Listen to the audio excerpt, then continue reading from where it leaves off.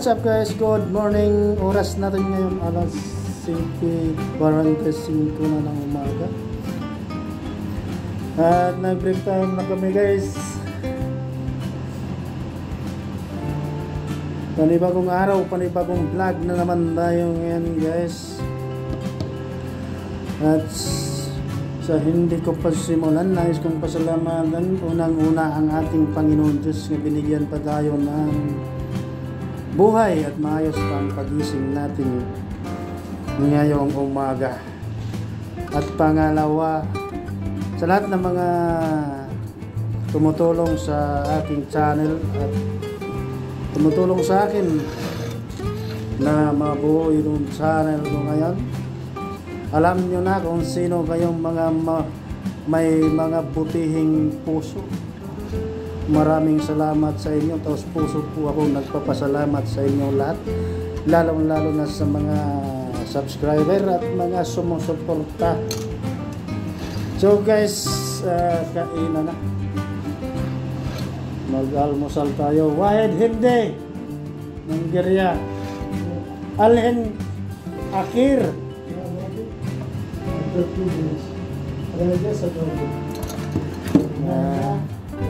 Enta wire ada माफी मुश्किल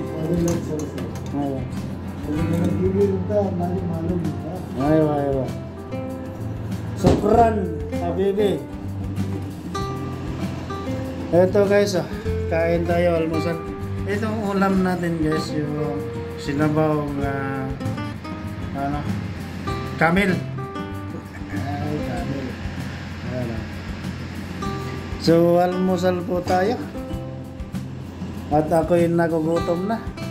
Hindi tayo kasi wala pang tayo. Wala pang tayo. Kain guys, mga kasiniks natin dyan, kakain na tayo ng almusal.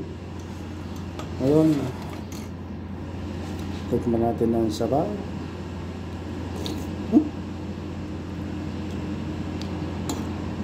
Nadamihan ko sagol nitong halo nitong parsley.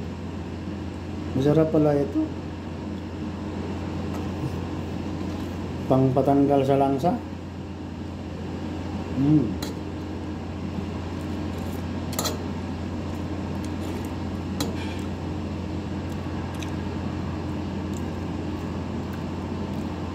Matigas.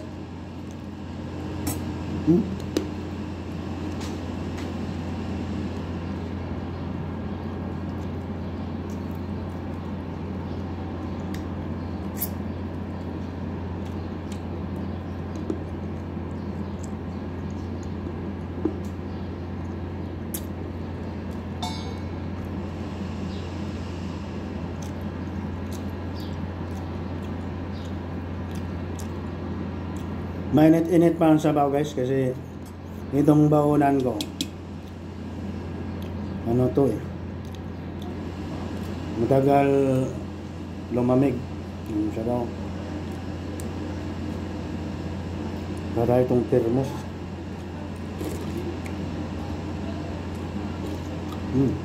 Malat.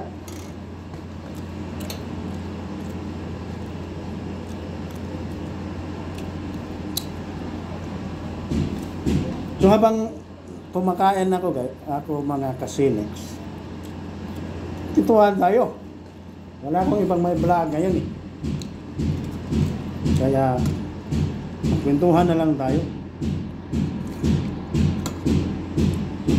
So tapos na tayo nagpasalamat sa ating Panginoong Diyos na binuhay pa niya tayo ngayong umaga at binigyan ng malakas na katawan. So dito na naman tayo sa Maritisan.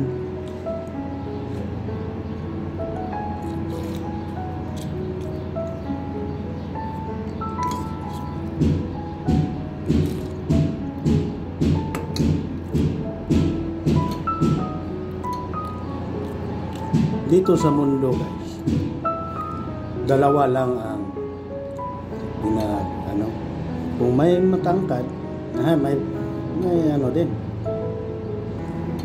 may pandak din, Kung may mataba, ayun, may ano din, may payat. Di ba? May maganda, may pangit. So may opposite siya, di ba?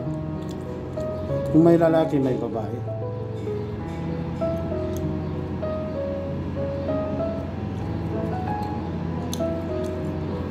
May mahirap, may mayaman din. Ganun lang.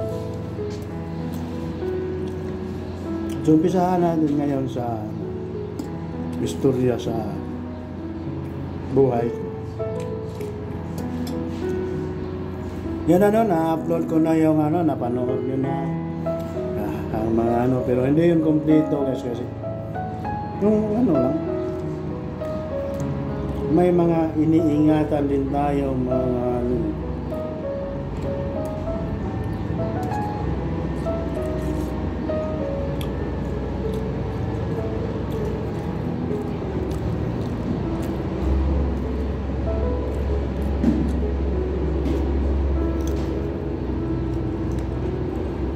yung mga nangyayari sa buhay ko guys, masaya ako. Hindi ko yun pinagsisihan kasi alam ko sadyang ginawa yun sa Panginoon para sa akin. Yung mga masasakit na nakaraan, sadyang ginawa yun sa Diyos para sa akin. At alam ng Diyos na kahit anong problema ang ibibigay niya sa akin, at hindi naman siya magbibigay ng problema kung hindi ko makakaya. Okay, kasakit ang tigas naman mo. Ang tigas mo naman, sinasaktan mo na ako eh.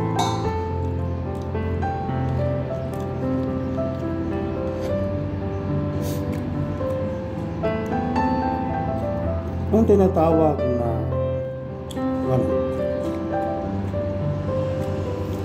kaya siguro kayo nagtataka sa mga account ko, Facebook, YouTube, TikTok, Star Miguel, Smule, may nakalagay doon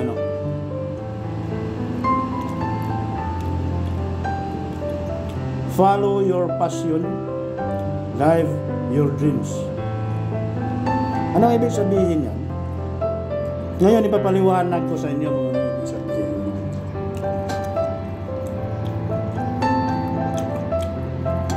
Kung bakit ginawa ko yan quotes o motto. Quotes. Bayo.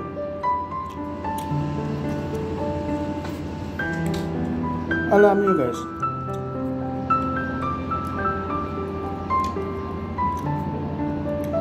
lagi natin sinasabi sa mga kung saan ka masaya, suportahan ka. Kung saan ka masaya, suportahan kita.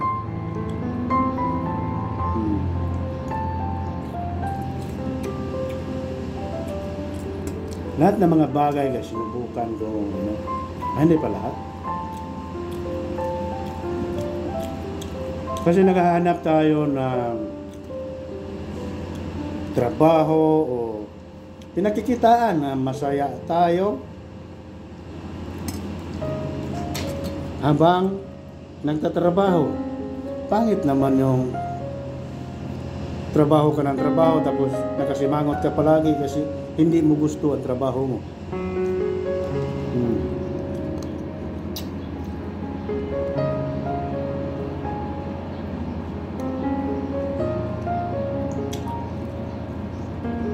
Kaya, kailangan, kung sa pagbablog, palagay natin, example, sa pagbablog, masaya ka, ipagpatuloy mo yan. Pero kung hindi ka masaya, huwag na. Kasi hindi mo makakamit ang pangarap mo pag hindi ka masaya sa mga ginagawa mo. Di ba?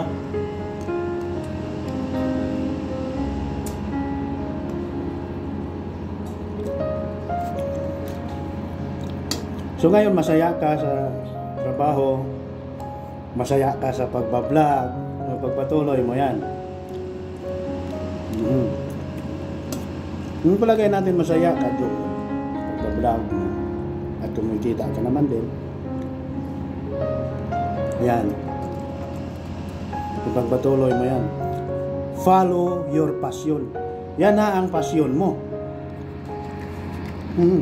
Hindi mo naman magiging matawag ng passion ang mga ginagawa mo kung hindi ka masaya doon. Kasi yan ang hilig mo eh. Hindi mo hilig yun eh. Passion. Ngayon, masaya ka sa ginagawa mo, kumikita ka, kasi sinunod mo ang hilig mo, ng passion.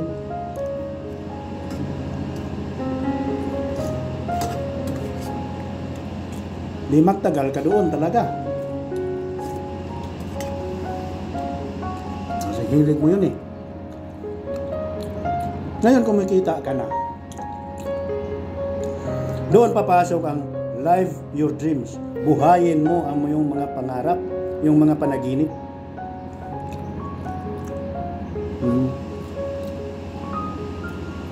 Buhayin mo na doon ang iyong mga panaginip, yung mga damgo sa imong kinabuhi.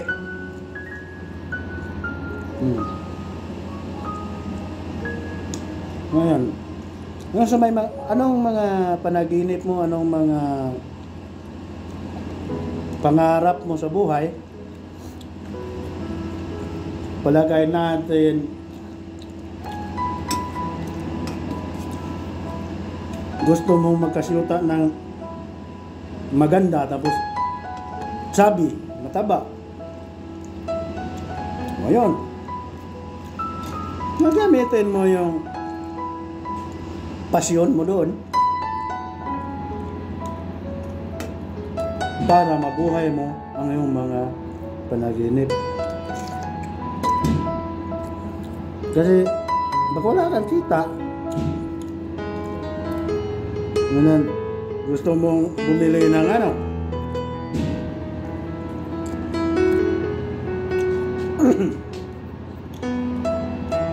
gusto mong bumili ng lupa,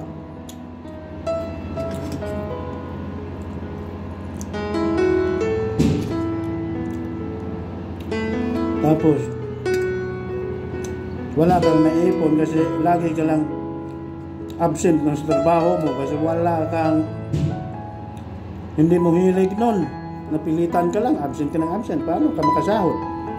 Paano ka makaipon ng pera?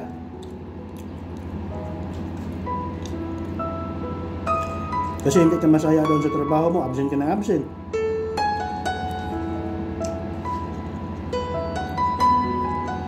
Di hindi ka makabili ng lupa.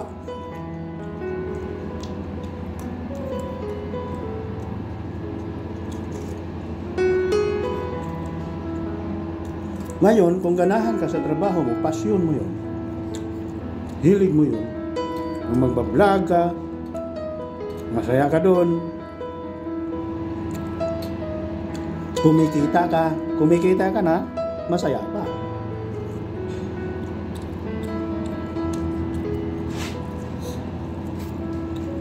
So, nagkaroon ka na ngayon ng ipon kasi masipag kang magtrabaho kasi masaya ka sa ano mo eh, pasyon mo yun eh. So doon mo na i-live yung mga panaginip na yung mga pangarap.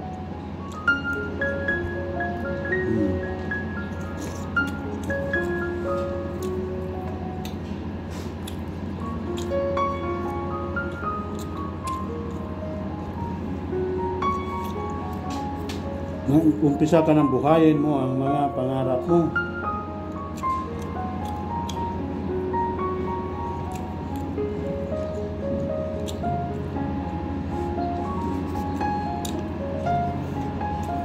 Hindi mo makakamit ang mga pangarap mo kung hindi ka masaya sa mga ginagawa mo.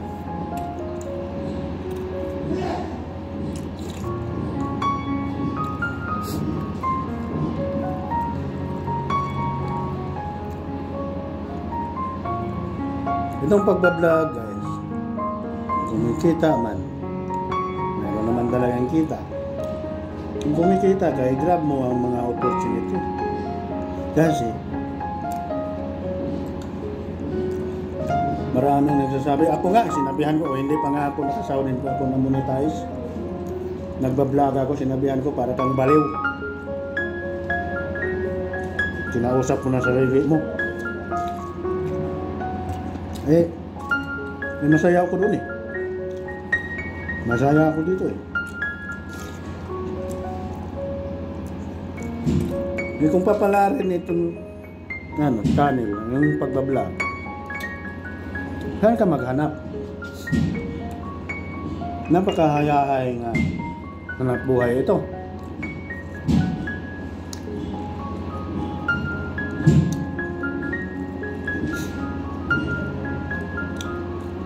Kasi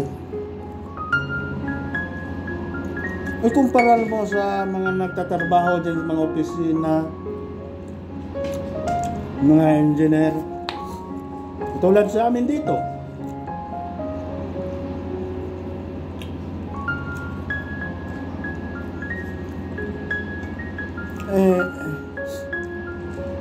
Makapahinga lang kami ng makapahinga lang ng tuwing day off, isang araw. Ang buti kung may day off. Kung wala, tapos magkaroon lang ng outing isang beses sa isang taon, yung Christmas party. Bukod dyan, lahat na trabaho na inatupag. Ikumparar mo sa vlogger, araw-araw mag-outing ka, araw-araw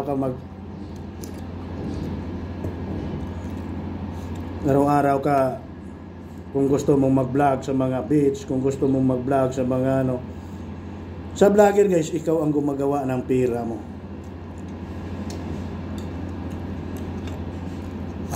Masipag kang mag-upload ng video kasi kahit anong video mo may manonood din talaga yan.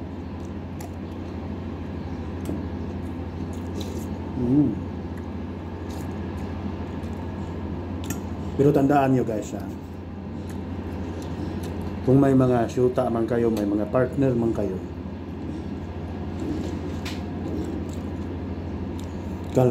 kailangan nga magsuportahan kayo sa isa't isa.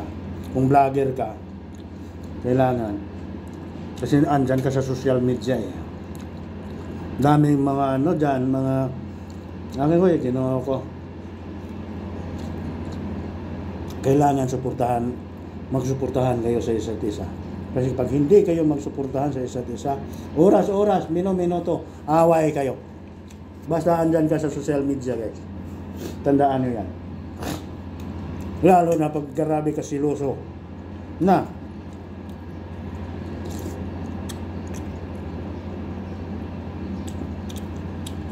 kailangan suportahan mo kayo sa isa't isa. Kung parehas kayo ng hilig, parehas kayo ng pasyon. Ang ganda ng pagsasama ninyo kung ganyan.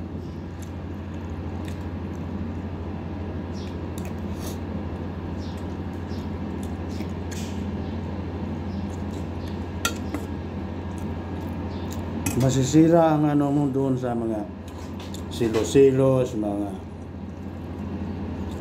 kasi napaka tong social media guys. Bakit ko nasabi yan? Experience ko na yan.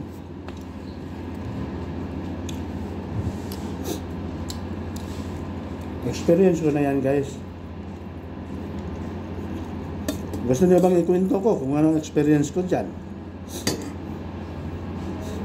Di ba kahapon sa upload ko, nakwento ko yung may syuta ako sa Kuwait. Nagkita kami, nag-ano kami. I-vlogger na ako doon sa Facebook, pati sa YouTube.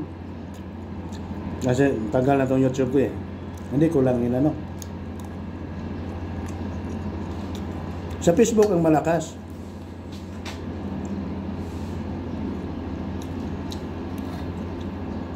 Ngayon, napakasilusa guys. Napakasilusa yun.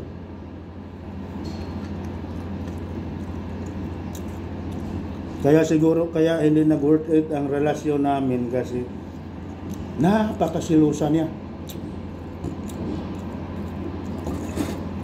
Kinuha niya ngayon ang password ng Facebook ko. Hindi itong ano, yung isa kong Facebook, Sinex Historiolo Grunio. Buhay pa hanggang ngayon ang Facebook na yun. Kinuha niya.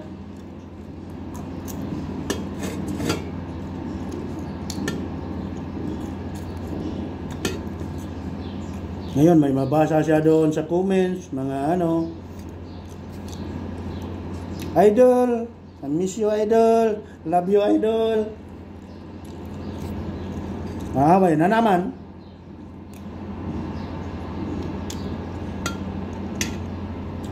Away na naman. Eh ako, upload lang ako ng upload, wala akong pakialam.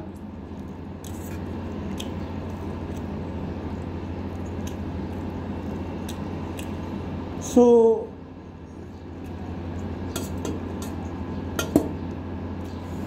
katagalan guys.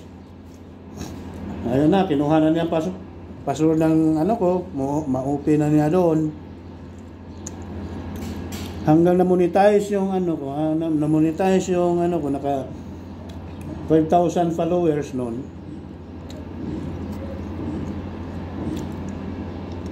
Na-monetize siya. Nakasahod siya guys, nakasahod ng Facebook ko. Kasi kinuha ko ang BIR ng ano ko yun. Yung anak ko, pangalan niya, ina-apply.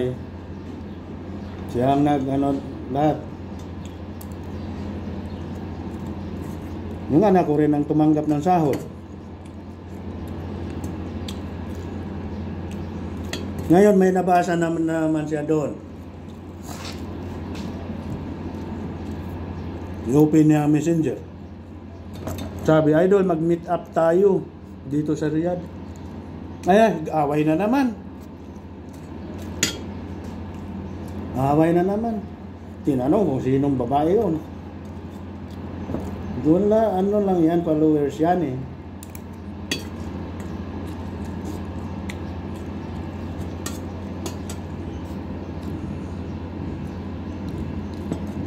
Hanggang sumama ang ano niya.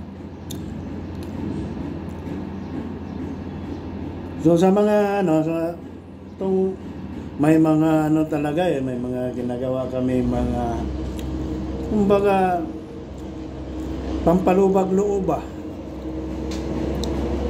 Mga punsiks, ganyan.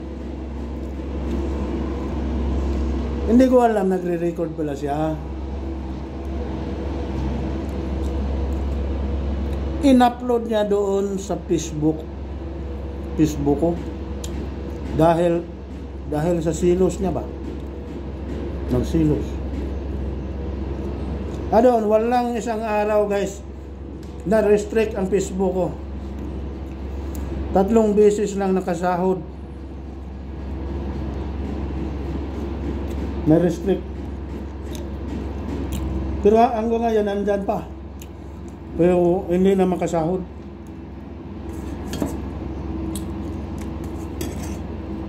Dahil nung skandal nga inano niya. Doon nag-umpisa nga wala na akong gana sa kanya. Doon nag-umpisa nga hanggang naghiwalay kami. Kaya ganyan ka-importante kung maghanap kayo ng partner sa buhay ninyo na magkasundo kayo, magsuportahan kayo sa isa't isa. Ganyan ka-importante yan. Kailangan malaki ang pag-uunawa at pagtitiwala.